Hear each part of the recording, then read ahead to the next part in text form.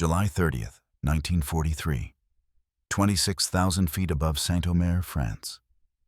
The sky trembles with the deep vibration of radial engines pushing through the thin summer air. Captain Joseph Greene tightens his gloved hand around the control stick of his P-47 Thunderbolt as the canopy whispers under pressure. His oxygen mask hisses with each exhale, fogging the cold plastic for a heartbeat before clearing again. The sun glints off the broad silver wings of his fighter, and the metallic scent of heated gun barrels hangs faintly in his cockpit from the last strafing run. Greene scans the blue horizon while his squadron forms up behind him, the engine's roar settling into a steady rhythm. A distant crackle rises in his headset as the ground controller calls in a warning. Multiple bandits lifting off from the airfield below. Jagdgeschwader 26. The very pilots who had been laughing at the new American arrival for months, dismissing the Thunderbolt as an overweight brute too large to maneuver and too heavy to fight. Even now, their cocky confidence echoes in Greene's memory from the chatter he heard on earlier missions. The Germans believed the oversized American fighter was nothing more than a slow-moving target. He feels a bead of sweat slide down his spine despite the freezing altitude. The cold wind buffets the thick frame of the P-47, rattling the wings with small vibrations. He checks the boost gauge. The turbo-supercharger is humming perfectly. The Pratt & Whitney R2800 growls like a caged animal begging to be unleashed. Suddenly a flash. Sunlight catches the wings of approaching fighters. Bf-109s diving in from 11 o'clock high. They close fast, their yellow-nosed leaders slicing through the sky. Greene sees the first tracers streak past his canopy, bright streaks slicing through the cold air. His heart thunders against the pressure of his flight suit. He shoves the throttle forward. The Thunderbolt surges, but the Germans are already firing, their cannons thumping. Greene banks hard, the airframe groaning under the stress. His wingmen scatter, each fighter rolling to evade the opening attack. Another burst of cannon fire rips nearby. The Thunderbolt shudders as a shell grazes the underside of his left wing. A sharp metallic clang fills the cockpit. Greene steadies it, but the 109s stay glued to him, closing the distance with practiced precision. He hears their engines screaming behind him, their silhouettes growing larger in the rearview mirror. He knows he can't turn with them. The Germans expect him to try. They mockingly call the P-47 a flying tractor for a reason.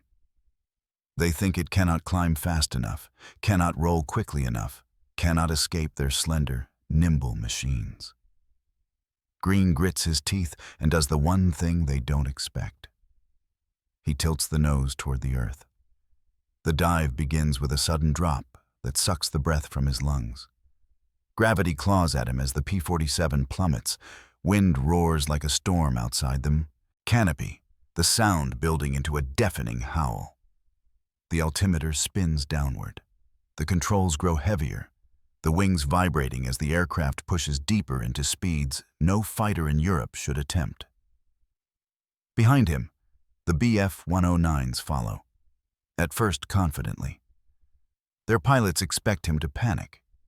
They expect him to pull out too early. They expect his heavy machine to break apart. But the Thunderbolt is built like nothing they have ever chased. Greene keeps the nose down, the airspeed indicator climbing into the red. The engine screams, but holds. The control surfaces tighten, but the frame is solid, absorbing the punishment. The dive steepens almost to vertical, the landscape below rushing upward in a blur of fields and rivers. One of the German fighters begins to wobble. Another pulls out early, its pilot unwilling to push the aircraft beyond safe limits. Greene can almost feel their surprise through the empty air between them. The realization that this massive American fighter is diving faster than anything they've flown. His eyes burn from the pressure. The straps bite into his shoulders. He holds steady. This is the moment when the laughter starts to fade. The fields of northern France twist into streaks of green and brown beneath Captain Greene as he maintains the punishing dive. His breath rasps through the oxygen mask. The wings of the Thunderbolt hum with a deep vibration that cuts through his bones. The pursuing Bf-109s break away, unable to keep pace without risking catastrophic failure. Greene feels a flicker of grim satisfaction as he hauls back on the stick, muscles straining against the crushing G-forces. The P-47 answers with a slow, powerful arc upward. He levels out just above the treetops, his engine roaring triumphantly.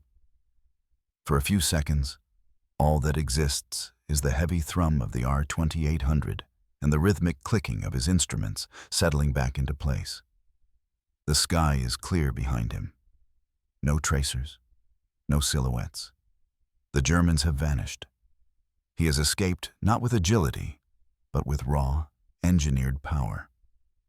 That power had been the subject of skepticism from the moment the aircraft first took shape years earlier.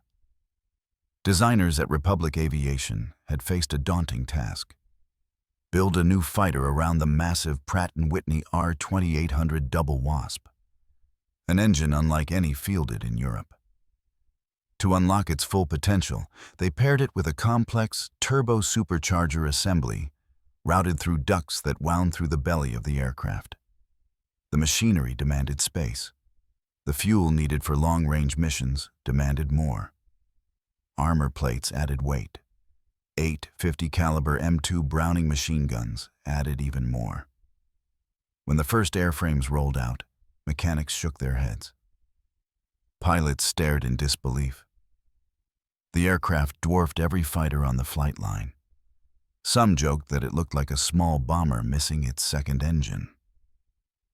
Air Corps test pilots questioned whether something this bulky could hold its own against the sleek, deadly Bf-109 or the razor-edged FW-190.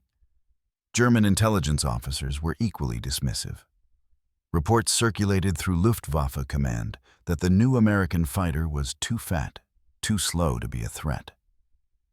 Intercepted conversations from German pilots offered blunt assessments. The Thunderbolt was a target best taken head-on, a clumsy brute that would struggle to climb or turn. Yet those opinions ignored one critical truth hidden inside the mechanical heart of the machine. The R-2800, paired with the high-altitude turbo-supercharger, produced a surge of power that grew stronger the higher the aircraft climbed.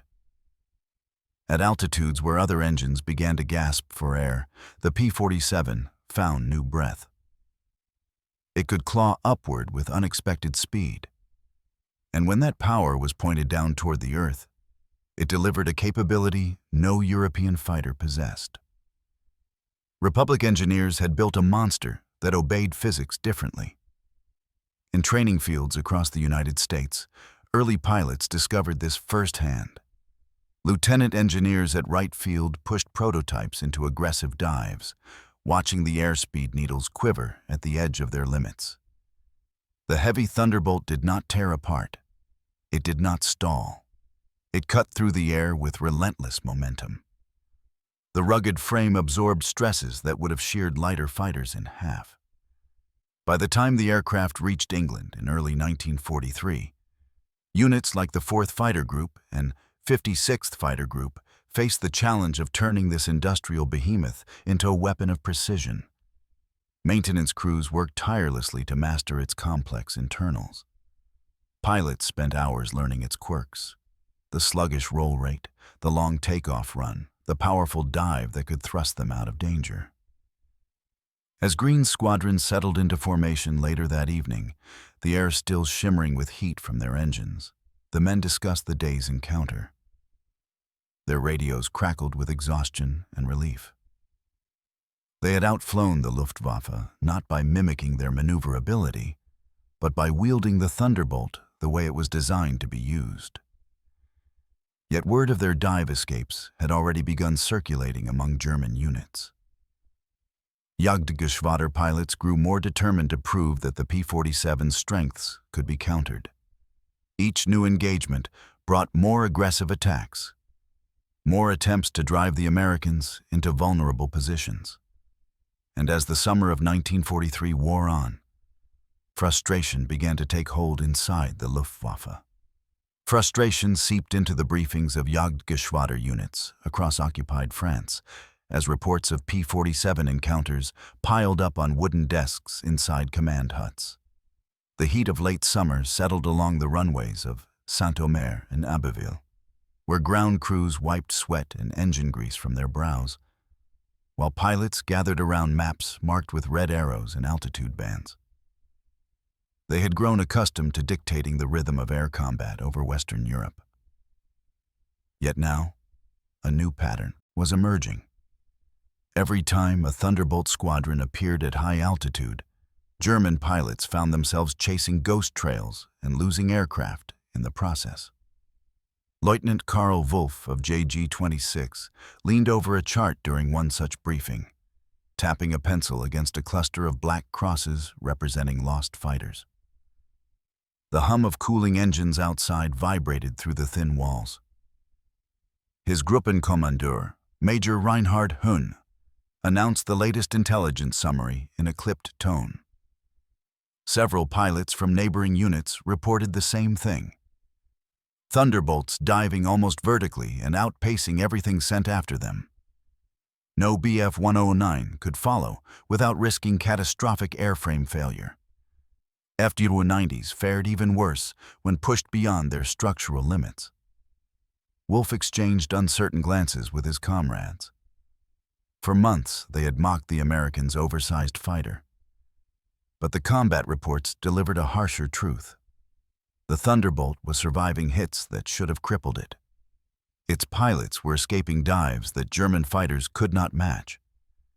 And worst of all, the aircraft's high-altitude performance was improving as the squadrons learned to exploit their turbo-supercharged engines.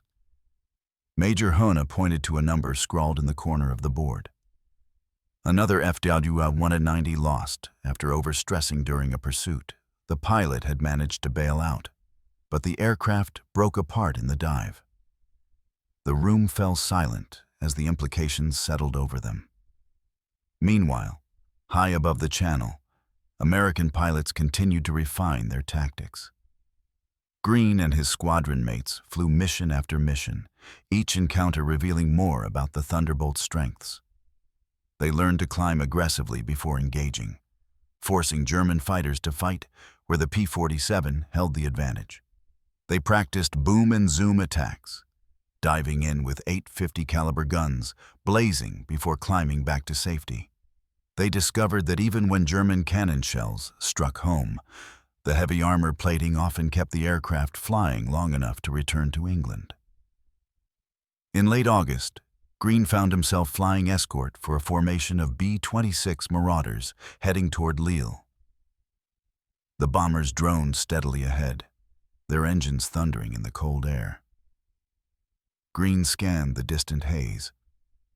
His wingman, Lieutenant Samuel Keene, checked in over the radio, tension audible in his voice. German fighters had been unusually aggressive the past week. Their attacks were sharper, their maneuvers more desperate.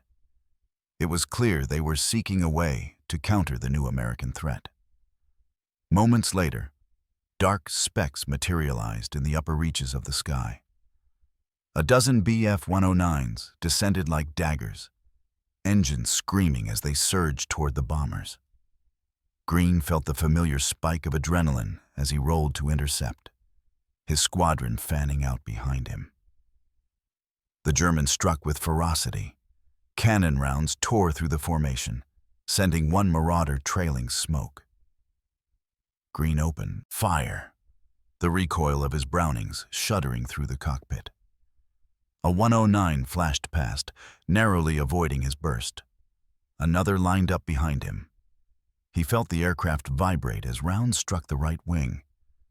But he kept climbing, trusting the Thunderbolt's rugged frame. Keene's voice cracked through the radio. One of the Germans was trying to force a turning fight. Greene banked hard, grimacing as the G-load pressed him deeper into his seat. For a moment, the 109 maneuvered with confidence, trying to tighten the circle and land a clear shot. But Greene knew the turning contest was a distraction. The German was trying to lure him into a mistake. Instead, he kicked the rudder, rolled out of the turn, and punched the throttle forward. The Thunderbolt surged upward, using raw power to climb above the 109's reach. From that vantage point, Greene tipped his nose down and let gravity take hold. He dove with controlled fury, the roar of the engine swelling as the airspeed climbed. His gun spat fire toward the enemy fighter.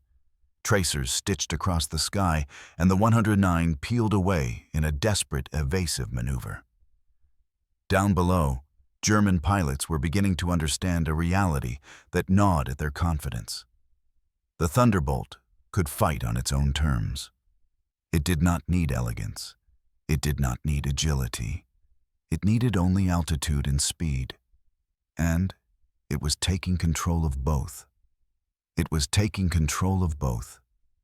And by early September 1943, the Luftwaffe felt the pressure every time the silver-winged fighters swept across northern France. Pilots of JG-26 and JG-2 spoke in increasingly strained tones during morning briefings. Their once confident swagger had thinned into wary focus. The Americans were no longer a nuisance. They were reshaping the fight itself. On the morning of September 12, 1943, Captain Greene and the rest of the 56th Fighter Group launched from their cold, wind-swept airfield at Halesworth. The scent of damp canvas and hot oil lingered on the ground as the Thunderbolts roared skyward. Their mission was to escort B-17s striking targets near Amiens. The rising sun bathed the English countryside in pale gold as the formation climbed, engines straining against the thinning air. Greene leveled off at 28,000 feet. The bombers droned behind them, their shadows stretching across the cloud tops. Frost formed around the edges of his canopy. His breath echoed in the mask, a steady rhythm against the deep growl of the R-2800. Lieutenant Keane moved into position off his wing, giving a curt nod visible through the glass. Halfway across the channel, the early stillness shattered. "Bandits, 3 o'clock high." The radio crackled with urgency. Greene twisted in his seat, scanning the shimmering sky. A tight formation of FW-190s approached from above, the angular shapes glinting in the sunlight. Their leader dipped a wing, signaling the attack. The Germans dove with ruthless precision. The opening volley struck hard. Cannon bursts tore through one of the trailing Thunderbolts, sending it spiraling away. Greene pulled his fighter into a climbing turn, trying to gain the advantage. But the Germans had altitude and momentum, slicing through the American formation like steel blades. A 190 locked onto Keane's tail. Greene saw the threat instantly. He rolled left and dropped into a sweeping dive, pushing his aircraft to intercept. The wind screamed around the canopy as he closed the gap, his guns thundering. Tracers ripped past the German fighter, forcing it to break away from Keane. But another quickly replaced it, diving faster, closing the distance. Keane's strained voice broke over the radio. "Can't shake him." Greene knew the 190 was one of the newer A5 variants, equipped with improved climb rates and brutal firepower. It was a killer at medium altitude. If it got in close, Keane's chances were slim. The German pressed his advantage. Cannon shells streaked past Keane's tail, the explosions sparking against the turbulent air. Greene dove after them, but he was still too high, too far. Keane made his choice. Going down. He nosed his Thunderbolt toward the earth. It wasn't a shallow escape angle. It wasn't a tactical repositioning. It was a near vertical plunge. Within seconds, the aircraft screamed downward like a falling anvil. Greene watched the silver shape drop, sunlight flashing off its massive wings before the speed blurred it into a streak. The FW-190 followed. At first, the German pilot seemed confident. The 190 cut into the dive, its lines clean and sharp, its engine howling. He closed part of the gap, firing short bursts that vanished into the rushing air. But then, the Thunderbolt's advantage surged to life. Keene's P-47 accelerated with unstoppable force as the airspeed climbed through thresholds that strained the limits of European fighters. The wings shook violently, the control surfaces stiffened, but the aircraft held. Its dense frame sliced deeper, faster. The 190 tried to stay with him. It began to tremble. Greene pushed into his own dive to follow. The world around him transformed into vibrating metal and roaring wind. The altimeter spun like a wheel. Rivers, fields, and villages rushed upward in a dizzying wave. Below, Keene continued dropping, the Thunderbolt pushing toward terminal velocity. The 190 reached its limit first. Greene saw the moment the German pilot realized the danger. The wings of the 190 flexed dangerously. Its nose wavered. The pilot tried to pull out, but the airframe screamed in protest. A puff of smoke burst from the engine cowling. The fighter snapped into a violent roll, tumbling past Greene's left side before erupting in a streak of debris. Greene leveled off 2,000 feet above the ground, heart pounding, chest heaving. He scanned frantically until he spotted Keene pulling up over a patchwork of fields, the Thunderbolt battered but intact. The radio crackled with Keene's shaken voice. "Still here." Greene exhaled, relief washing over him. Far behind them, the German formation was in disarray. 2 fighters lost, 1 damaged. The survivors climbed hesitantly, unwilling to challenge the Americans again. On that morning, a realization spread through the Luftwaffe like a cold wind. The Thunderbolt could not be chased. The Thunderbolt could not be chased, and word spread faster than any official report. In ready rooms from Lille to Beauvais, German pilots retold the same unsettling accounts. Thunderbolts diving straight down and surviving. Thunderbolts pulling out of descents that would rip lighter aircraft apart. Thunderbolts escorting bombers deeper into the Reich with growing confidence. By late September 1943, American commanders saw the shift too. Debriefings revealed the same pattern. The P-47's advantage wasn't a trick or a fluke. It was a weapon, something to be shaped into a repeatable tactic. The 56th Fighter Group became a proving ground for a new style of combat that broke from the traditional dogfight. Greene learned these lessons in the cold dawn hours, huddled with his squadron inside a canvas tent on the edge of the Halesworth airfield. Lantern light flickered across maps and mission charts. The men smelled faintly of engine oil and sweat-soaked wool. Their commanding officer, Lieutenant Colonel Hubert Zemke, addressed them with a steady voice that carried over the wind, rattling the tent. They would no longer waste altitude or try to turn with German fighters. They would climb first, always.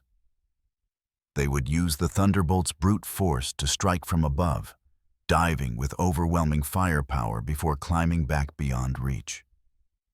Altitude was life. Speed was survival. Dive acceleration was their blade. Radio discipline tightened. Greene practiced the crisp, clipped transmissions Zemke insisted on. Sweep teams began coordinating with bomber groups through improved ground controllers. Outdated tactics were discarded, replaced by precision maneuvers that maximized the aircraft's strengths. On October 3rd, Greene and Keene scrambled with the rest of their squadron to intercept a large force of Bf-109s massing to strike a bomber stream heading toward Antwerp. The cold air bit at their exposed necks as they climbed. Frost spread across the top edges of Greene's canopy. The altimeter crept upward as the Thunderbolts pushed higher into the pale sky. "Red flight. Maintain climb to 29,000. The order crackled through the radio. Below them, in tight, disciplined formation, the B-17s glimmered under the morning sun. Their contrails grew into white scars across the sky, visible from miles away. The Luftwaffe could not resist such a target. Contact came quickly. Greene saw them first, black specks emerging from the glare, angling downward in precise formations. The Germans were approaching from above, prepared to exploit every advantage they had left there. Engines screamed as they descended toward the bombers. Cannon flashes glittered in the light. Zemke's voice cut in. "Red flight, engage from the top. Boom and zoom pattern." Greene pushed the throttle forward until it hit the metal stop. The R-2800 roared fiercely. The Thunderbolts surged ahead, tipping over into a controlled dive. The wind built into a ferocious howl as the nose dropped toward the Germans. The first pass was devastating. Greene's 850 caliber guns hammered the sky, leaving glowing streaks of fire as they chewed into a Bf-109, trying to position itself behind a bomber. The German pilot rolled hard, trailing smoke. Greene leveled out, then pulled up sharply, climbing with a raw power only the Thunderbolt could summon at altitude. Keane followed close behind. His own burst tore across the tail of another 109, forcing it to break away from the bomber stream. But the Germans responded with fierce determination. A flight of Fu-190s streaked in from the west, trying to catch the Thunderbolts in their climb. Greene saw them and banked high, angling for another diving strike. The Luftwaffe pilots tried to match the maneuver, pulling their aircraft upward into steep angles. They stalled first. One 190 wobbled dangerously before dropping into a sloppy barrel roll. Another pitched upward too aggressively, losing energy. Greene dove through them, guns hammering. His round stitched across a wing root, sending the fighter spiraling down in flames. By the time Greene leveled off again, the sky had become a patchwork of twisting contrails, smoke trails, and shimmering metal. He could hear the steady calm of Zemke coordinating the entire fight. "Climb for reset. Don't give them angles. Use the dive." And it worked. The Luftwaffe tried repeatedly to turn the fight horizontal, to force the Thunderbolts into a turning contest. Each time, the Americans refused. They rose above the fray, then plunged like descending stars, overwhelming their targets with speed they could not match. By the end of the mission, the Germans had lost 7 fighters. The 56th Fighter Group lost none. Greene returned to base with his hands trembling slightly, adrenaline still coursing through him. His Thunderbolt bore fresh bullet scars along the fuselage. But the engine purred as he rolled to a stop. Mechanics swarmed around the aircraft, eyes widening at the damage it had endured. That night, huddled inside a briefing hut lit by dim bulbs, Greene listened as the group commanders summarized the day's results. The numbers told a clear story. When flown with discipline, the Thunderbolt could break German attacks. When used as designed, it could reshape the battlefield. And when pushed into a dive, it could not be caught. The Luftwaffe's early mockery had evaporated. Now they faced something far more dangerous, a fighter the Americans were mastering with every mission. A fighter the Americans were mastering with every mission, and by mid-October 1943, the shift was unmistakable. The P-47 was no longer a plodding escort trailing behind bomber formations. It was becoming an apex predator of the high-altitude war. Luftwaffe pilots sensed it every time they strapped themselves into their cockpits.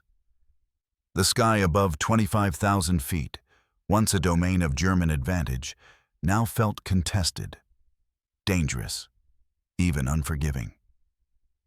Captain Greene felt the difference too. On October 14th, the day bomber crews would later call Black Thursday, the 8th Air Force suffered staggering losses over Schweinfurt. But for the fighter groups tasked with escorting the withdrawing formations, it became a grim proving ground for the Thunderbolt. Greene had launched that morning under a slate-gray English sky, the horizon draped in low clouds. His P-47 churned upward through the cold mist as he and Keane fought to gain altitude before crossing the channel.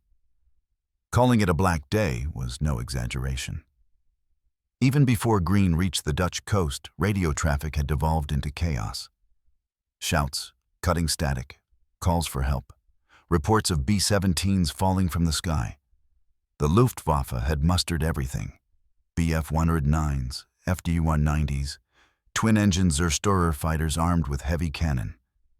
The Americans were outnumbered, outpositioned, and too far from home. Greene pushed harder on the throttle. The air thinned. His canopy frost thickened. The Thunderbolt clawed its way upward. When he finally cleared the cloud deck above Holland, the sky opened into violent clarity. Smoke trails twisted upward like black vines. Burning aircraft dotted the sky. A B-17 limped northward, one wing dipped, engines coughing black oil. German fighters swarmed around it like hawks harrying a wounded animal. Greene keyed his radio. "Red flight, push high and sweep them off." They dove without hesitation. Keane took the lead, rolling into a steep angle that brought them screaming down upon the nearest formation of 109s. The Germans spotted them too late. Greene pressed the trigger, and his 8 Brownings thundered. Tracers stitched across the sky, riddling the tail of an enemy fighter. The 109 snapped into a dive, trailing smoke. But another German peeled off from above, dropping behind Greene with precision honed by years of combat experience. Cannon shells streaked past his canopy. Greene jerked the stick, the Thunderbolt groaning as he rolled. He dived sharply, feeling the familiar surge of acceleration that came as predictably as a heartbeat. The 109 followed. But Greene didn't continue the dive this time. Not today. Instead, he pulled up hard. The G-force slammed him backward. His vision narrowed. The Thunderbolt screamed through the climb, its R-2800 engine delivering raw, unfiltered power. The German behind him tried to match the maneuver, but Greene had baited him too low. The 109 reached its energy limit first. It stalled. Greene pivoted, dropping back down like a hammer. The enemy fighter filled his gun sight for only by an instant, and Greene pressed the trigger. Fire erupted from his wings. The 109 burst into fragments, tumbling away in a trail of smoke. For the first time in his career, Greene realized he was no longer escaping German fighters. He was hunting them. Down below, the bomber stream continued its agonizing withdrawal.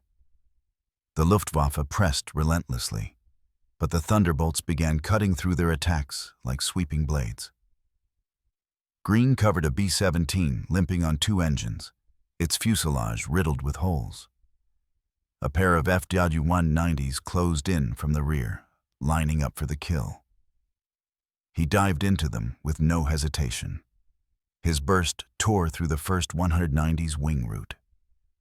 The second tried to break away, rolling hard to escape.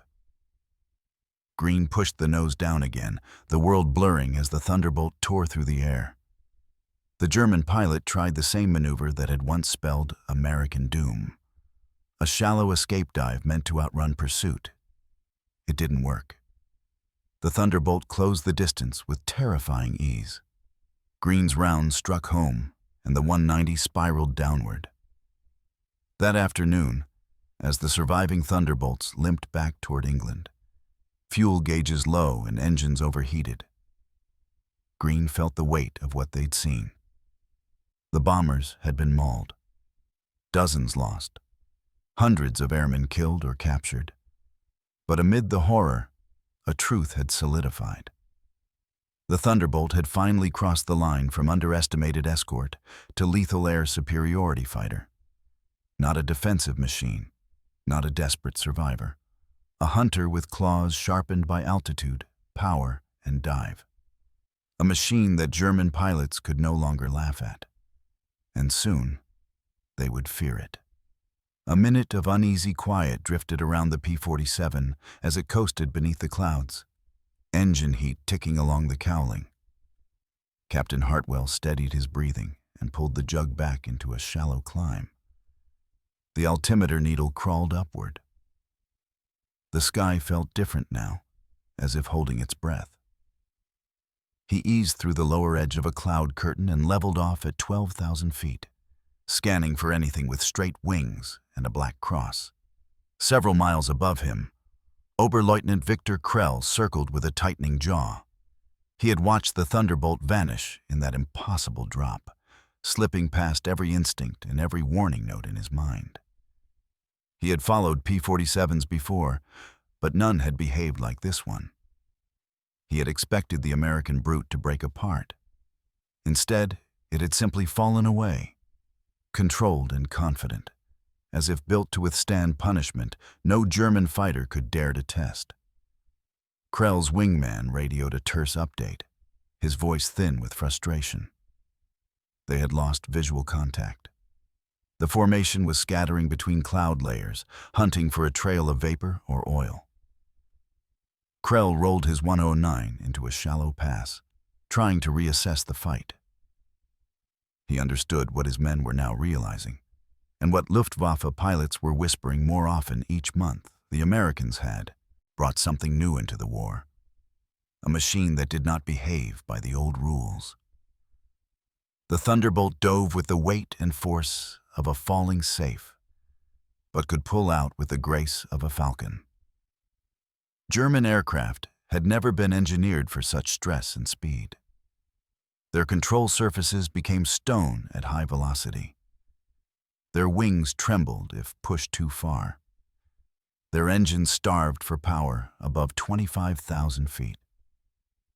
Down below, Hartwell climbed toward the growing gleam of sunlight.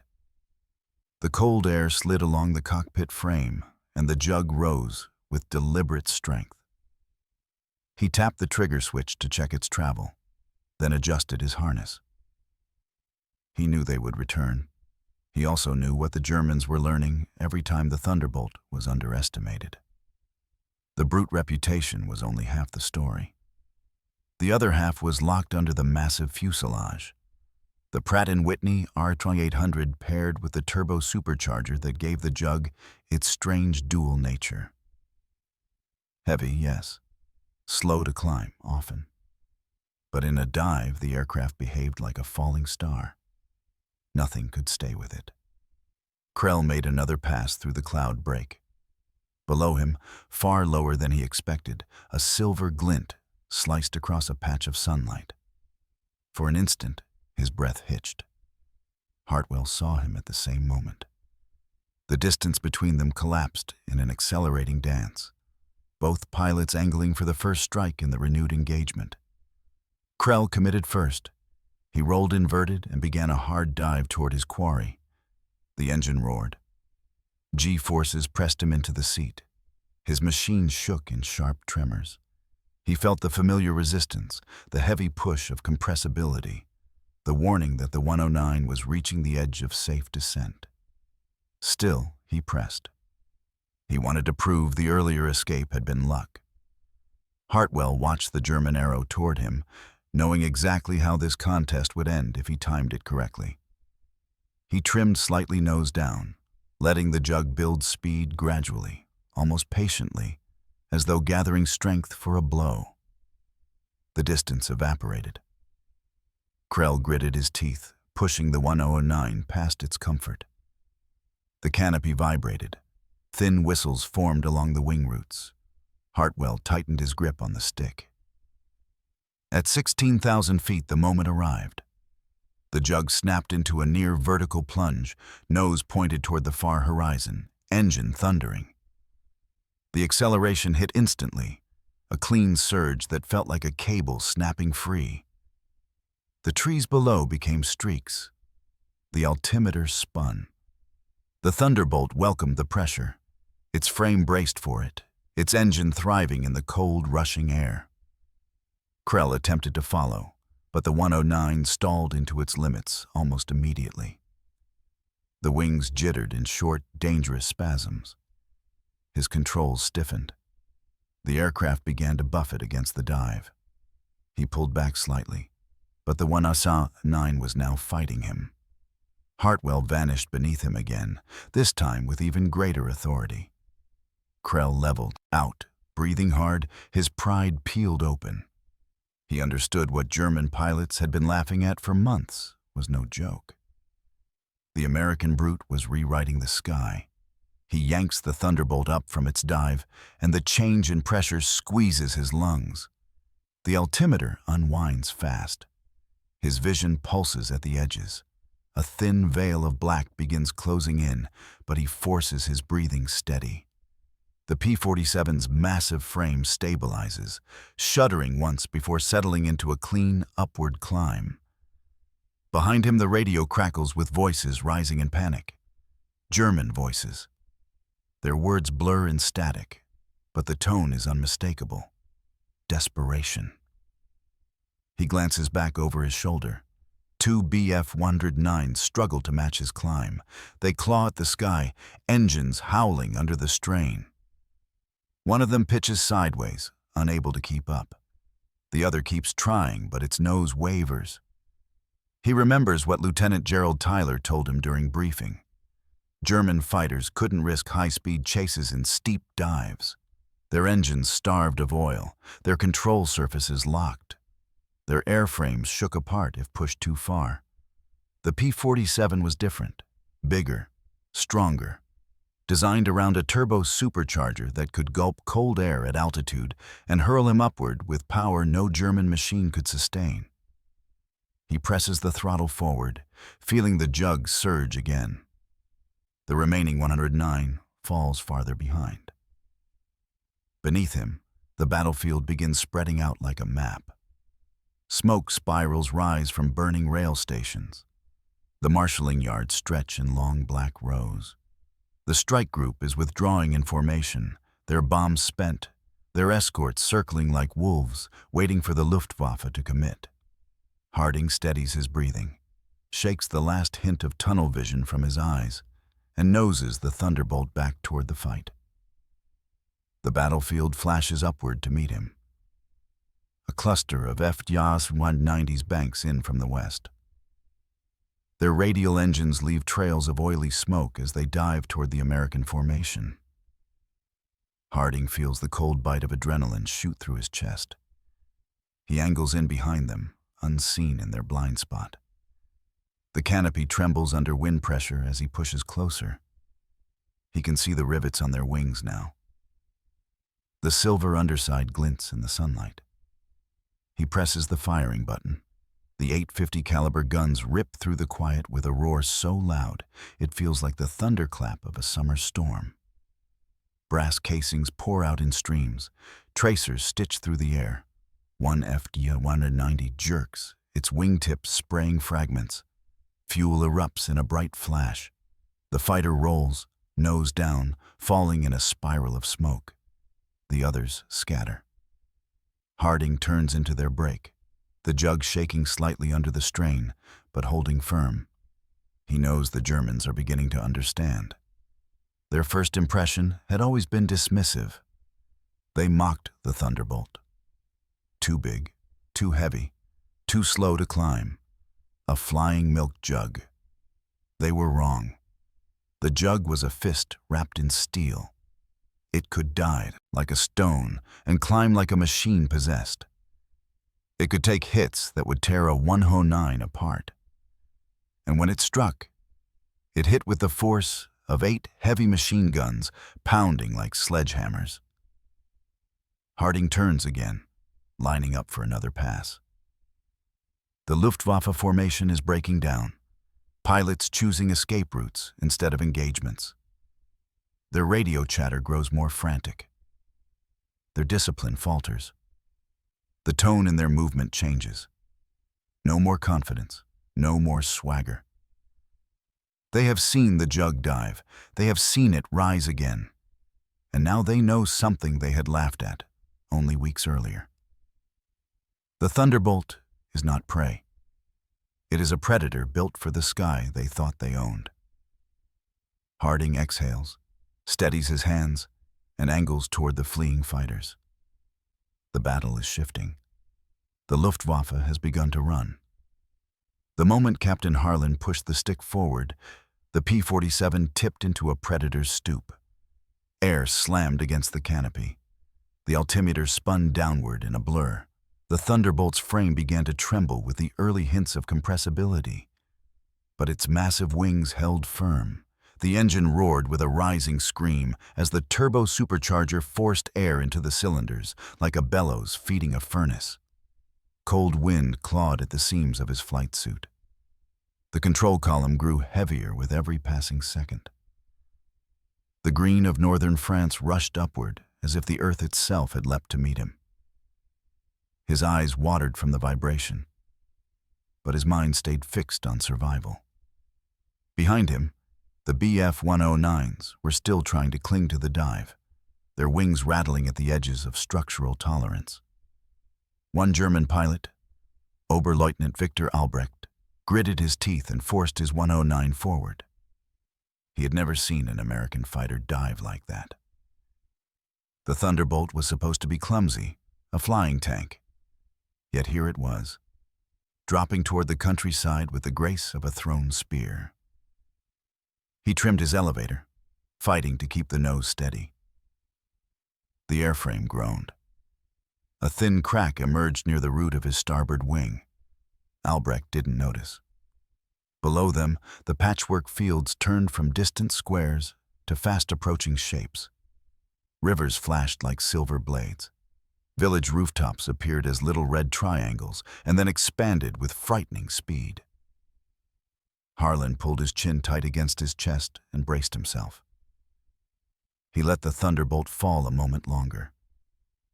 The Bf-109s followed, but their descent had become desperate instead of confident. Harlan felt the airflow beginning to shift. The P-47 was reaching the speed where shock waves crept along the wings. His eyelids tightened. The tail trembled. It was time. He eased back on the stick with slow, deliberate pressure. The Thunderbolt resisted at first. Then the nose began to rise, carving a long, controlled arc through the chilled air. The G-forces pressed him into his seat, and the blood tugged at the edges of his vision. Albrecht saw the American fighter begin to pull out. He tried to follow. His stick felt like it had been locked in concrete. His eyes widened. He trimmed again, but the vibration intensified. His propeller tips were flickering with shock ripples. A warning flashed in the back of his mind, too late. The wing root crack expanded in a violent snap. His Bf-109 flipped into an uncontrolled tumble, spinning past Harlan's path like a discarded toy. Harlan saw it for only an instant before the German fighter disintegrated against the treetops, fragments scattering like dry leaves. The other 109 pilot abandoned the dive and clawed for altitude, unwilling to share Albrecht's fate. His aircraft shook as he leveled out far above the ground, but it held together. He looked down at the Thunderbolt now streaking away across the countryside. His breath came in short, uneasy bursts. Everything he had been taught about the American fighter vanished in that moment. Harlan leveled off a few hundred feet above the ground, engine still thundering, adrenaline pumping through his veins. The threat behind him had vanished. The open countryside stretched ahead like a lifeline. He drew a stabilizing breath and checked his gauges. Oil pressure normal, engine temperature holding, airspeed dropping back into safe territory. The Thunderbolt had weathered the dive like it always did, with bruising force and unshakable strength. He keyed his mic. "Thunderbird 1 to group. I've shaken them. Regaining altitude. Static crackled back. Copy, Thunderbird 1. Good work. Reform with the flight at waypoint able. He banked gently to the east, climbing back toward the sky he had just fallen through like a stone. Behind him, the shattered remains of a German fighter still burned quietly in the trees. Ahead, his squadron waited, and with every mile he gained, the Luftwaffe's old beliefs about the P-47 faded a little more into myth. Harlan didn't smile. Not yet. The day wasn't over. He steadies his breathing as the Thunderbolt claws back up through a column of frigid air. Frost creeps across the inside of his canopy, the kind that forms only when a pilot has pushed an engine far past what any handbook recommends. Below him, the German fighters scatter across the broken clouds, each one searching for the American aircraft they had assumed was too heavy, too slow, too clumsy to survive the dive it just executed. Second Lieutenant Mark Hanley feels the deep vibration of the Pratt & Whitney R-2800 as it winds back into its full-throated roar. The turbo-supercharger spools hard. The pressure needle rises. The temperature climbs dangerously close to the red line. He remembers the familiar instruction echoing from training. The Thunderbolt's skin can take a beating, but her heart must be treated with respect. He tries to ease back on the throttle, but another burst of tracers cuts across his right wingtip. The Luftwaffe has found him again. Two Bf-109 G6 fighters dive from the sun, closing fast. Their MG-151 cannons spit short, disciplined fire, the type used by veterans who have learned not to waste ammunition. Hanley feels the shudder as 2 rounds punch through his left wing. The P-47 takes the hit as if swatting off hail. He banks hard right. G-forces crush his ribs. Sweat stings his eyes. The altimeter drops rapidly as the massive fighter tilts toward a steep angle that would tear lesser aircraft apart. The German pilots commit to the chase. Their engines scream, propellers biting into thin air as they push their aircraft toward the point where metal begins to tremble. Hanley hears a voice crackle through his radio. Falcon lead, break west. We're coming in hot. It's Captain James Ryder and his element of 2 Thunderbolts. Reinforcements. Hanley doesn't answer. He can barely speak through the strain. But his hand grips the control stick tighter as he angles toward the direction of friendly approach. The Germans close in. At this altitude, the sky feels thinner, colors sharper, pressure more unforgiving. One of the 109s fires again, and the rounds cone out in a pattern that nearly slices across Hanley's canopy.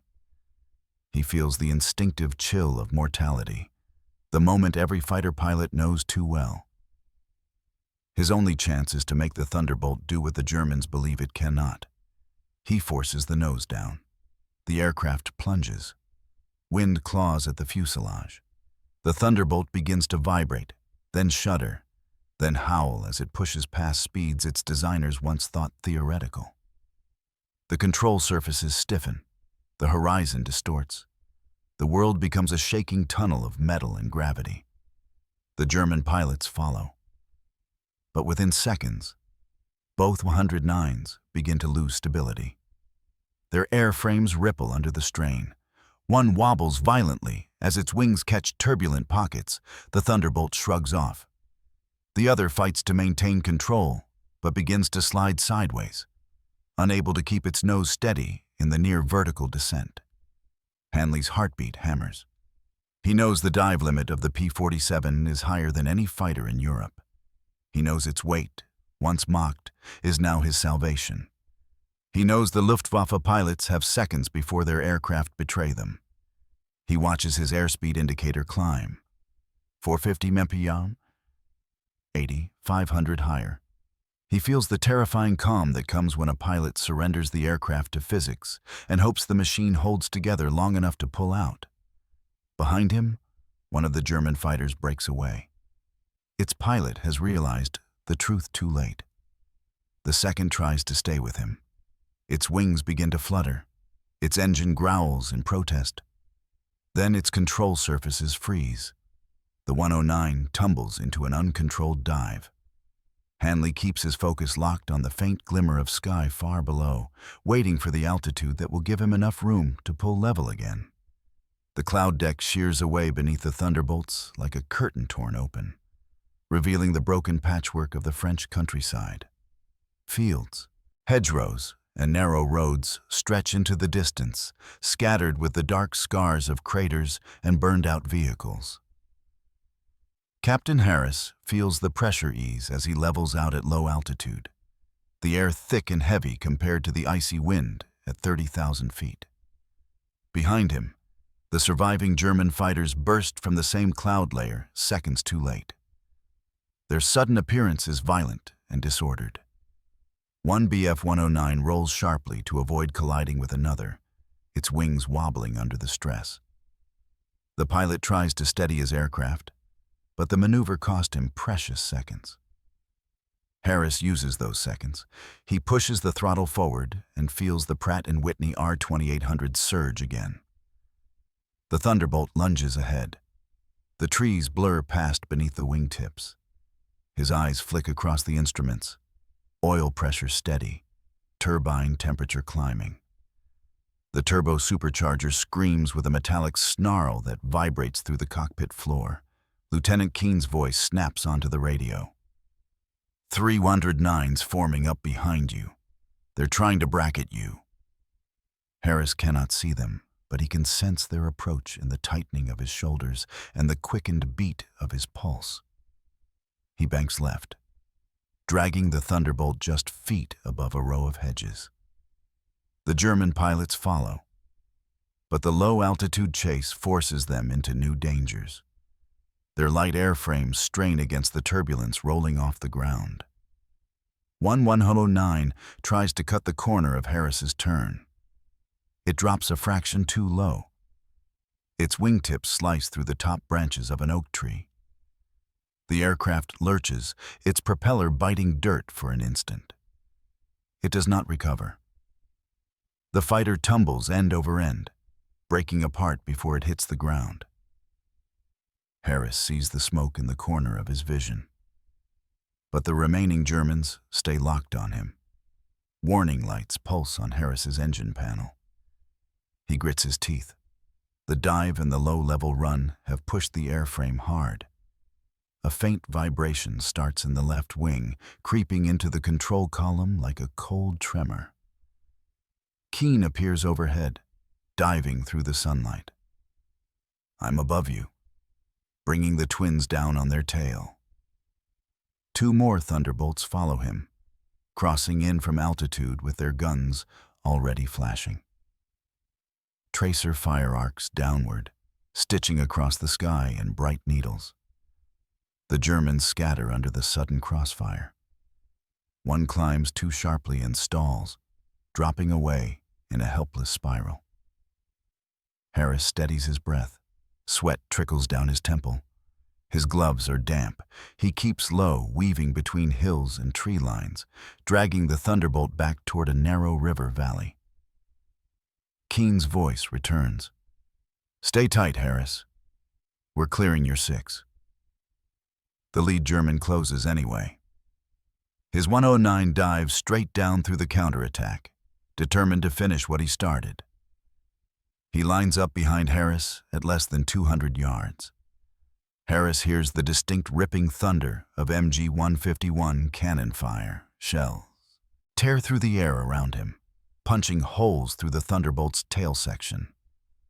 A sharp jolt slams through the fuselage. Harris bites down hard. The control column jerks against him. More warning lights flicker. He yanks the P-47 sideways in a vicious skid turn, barely avoiding a burst that would have torn straight through the cockpit.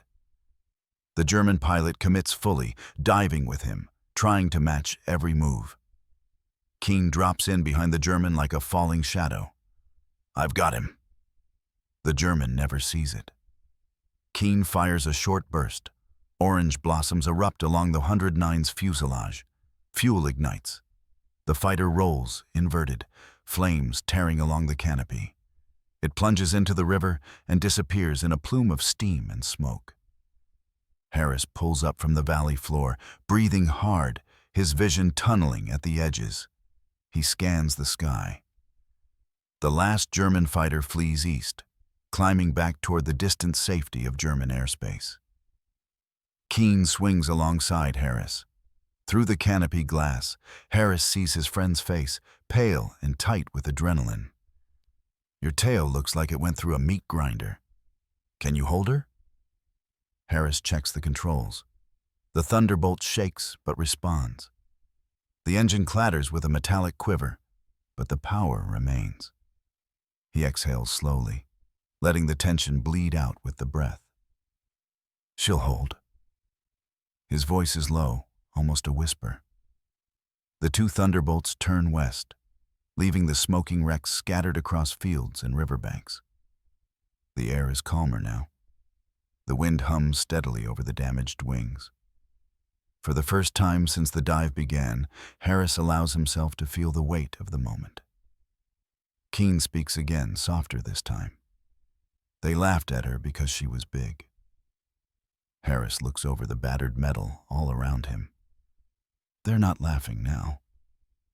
The Thunderbolt steadied for a breathless second as Captain Harris wiped a smear of oil from his goggles. The canopy rattled from the pressure of the climb, the wounded engine groaning beneath him as the sky thinned. A warning light flickered on the panel. He ignored it. He listened instead to the wind clawing at the fuselage, rising in pitch as the P-47 crested the last few hundred feet of altitude he needed. Below him, the German fighters were still circling the crippled American bomber. Their engines glinted faintly in the late afternoon sun. None of them had noticed the solitary Thunderbolt slipping into position high above the fight. Harris tightened his grip on the stick. His glove was slick with sweat. His heartbeat drummed inside his headset. He rolled the P-47 onto its back. Gravity seized the aircraft at once. The nose pointed toward the earth, and the Thunderbolt dropped like a stone. Air screamed across the wings. The metal skin vibrated under the growing force. The altimeter needle spun downward. His vision blurred from the pressure. The P-47 accelerated past the speed that most fighters in Europe could survive. The dive felt like falling into a furnace. At 15,000 feet, he spotted the nearest Messerschmitt, a Bf 109 G6, pulling away from the B-24 it had just fired upon. Harris aligned his gun sight. The German pilot never looked up. The distance closed in less than 5 seconds. He squeezed the trigger. The .850 caliber Browning guns erupted with a deafening roar. The tracers climbed through the slipstream and punched into the Messerschmitt's fuselage. The German fighter shuddered once. Smoke burst from its engine cowling. A second burst from Harris tore the canopy clean off. The Bf 109 pitched downward, spinning away in a trail of fire. Harris pulled into a shallow recovery, the P-47 still screaming with excess speed as it leveled out. He wasn't done. Another German fighter was breaking off, turning hard to escape. Harris pushed the throttle forward. His damaged engine protested, but held. He closed in. The German pilot, realizing he was being chased, tried to climb. It was the worst choice he could have made. The Thunderbolt, still heavy with momentum, surged upward underneath him. Harris fired again. Rounds tore through the enemy's tail. Blowing apart the elevator, the fighter dipped sharply and vanished into the clouds below. Harris steadied his breathing. The bomber formation drifted back into view, still flying, but scattered. Radio chatter filled his headset. The mission commander was calling for reassembly. Harris knew they had minutes, at best, before a second wave of German interceptors arrived. He scanned the sky. The sun glinted off a silhouette to the west. A lone Fu-190A8 lingered just beyond gun range, watching the outcome of the engagement. It was waiting for an opening. Harris angled toward it. The German pilot banked away, not eager to duel the Thunderbolt head-on. Harris felt the exhaustion in his arms. The dive had drained the last reserves of strength from his shoulders, but he kept after the enemy fighter. The FW-190 dropped altitude, using its superior roll rate to slip through a thin stretch of cloud. Harris followed. Moisture beaded across his canopy. His oxygen mask throbbed with each breath. He burst from the cloud layer and locked eyes on the fleeing German. The FW-190 dove hard, trying to regain energy for a climb. Harris pushed his stick forward. The Thunderbolt followed without hesitation. The two aircraft plunged toward the earth in parallel streaks, engines howling, wings trembling under the strain of the descent. Harris's airspeed indicators surged into the red. His vision darkened again. His hands shook. But he stayed with him. At 7,000 feet, the German pulled up sharply, trying to force Harris to overshoot. Harris anticipated the maneuver. He rolled left, cut throttle, and let the P-47 drift wide for a split second. It was all he needed. The German drifted into the gun sight as his turn flattened. Harris fired. The round struck along the enemy's fuselage, ripping across the wing root. The FW-190 burst into flame and spiraled into a wooded hillside far below. Harris exhaled for the first time in nearly a minute. Behind him, the bomber formation was finally reassembling. Above him, the sky was empty. None of the German pilots dared return. The Thunderbolt, trembling but still airborne, climbed slowly back toward the formation. The Thunderbolt, trembling but still airborne, climbed slowly back toward the formation. Harris felt the vibration through the seat, a deep shudder pulsing through the airframe. Every warning light on the panel seemed to glow at once. The turbo-supercharger whined unevenly, coughing as the damaged ducts struggled to hold pressure. A faint trickle of smoke drifted from the right side of the cowling. He kept climbing. The B-24s were regrouping in a loose diamond, their silver skins dulled by soot and flak scars.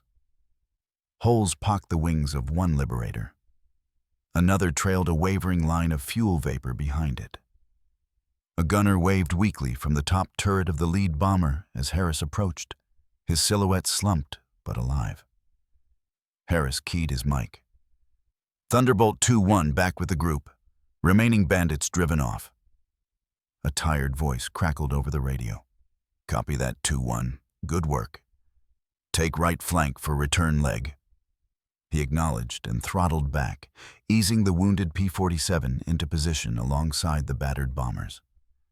The sky felt strangely quiet now. Only the distant hum of engines broke the silence. Below, the cloud tops drifted like slow-moving waves across the French countryside. The fight had lasted barely minutes, but Harris's muscles felt as if they had carried the weight of hours. His breaths steadied. His heartbeat slowed. The adrenaline washed out of his bloodstream, leaving behind a hollow ache. He glanced at the empty horizon where the German fighters had vanished. He could almost see them in his mind, the confidence with which they had swooped in, the certainty that the lumbering American escort would never catch them, the way they had ignored the single Thunderbolt climbing high overhead. They had seen its size. They had assumed it was slow, clumsy, outmatched. They had been wrong. The P-47 inched onward, every mile a reminder of what the airframe had endured.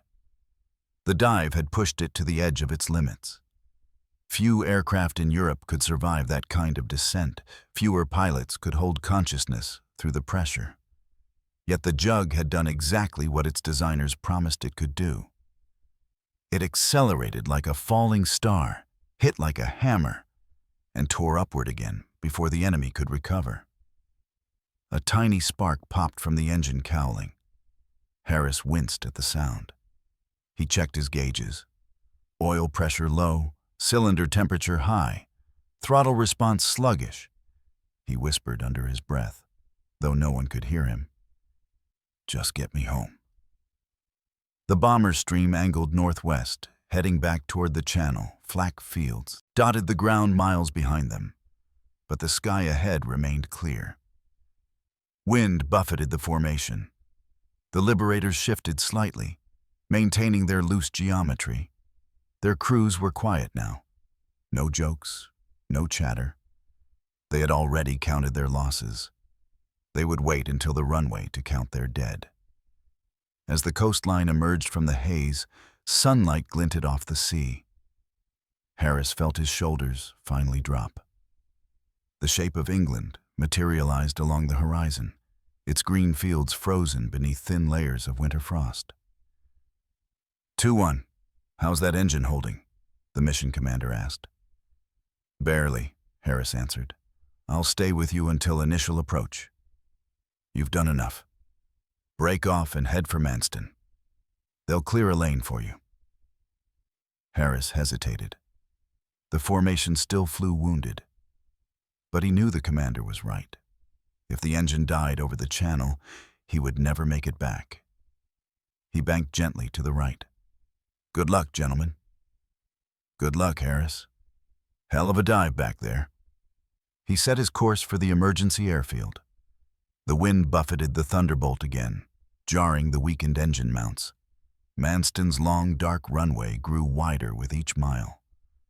Fire trucks and emergency crews waited along its edges, their silhouettes stark against the setting sun. Harris lowered his landing gear. The right wheel stuttered before locking down. The engine sputtered. A thin plume of smoke poured from the side of the cowling. He trimmed the aircraft, steadied his hands, and guided the Thunderbolt toward the ground. The tires screeched. The airframe bounced once. Then the jug settled, rolling down the runway as the engine choked on its final breaths.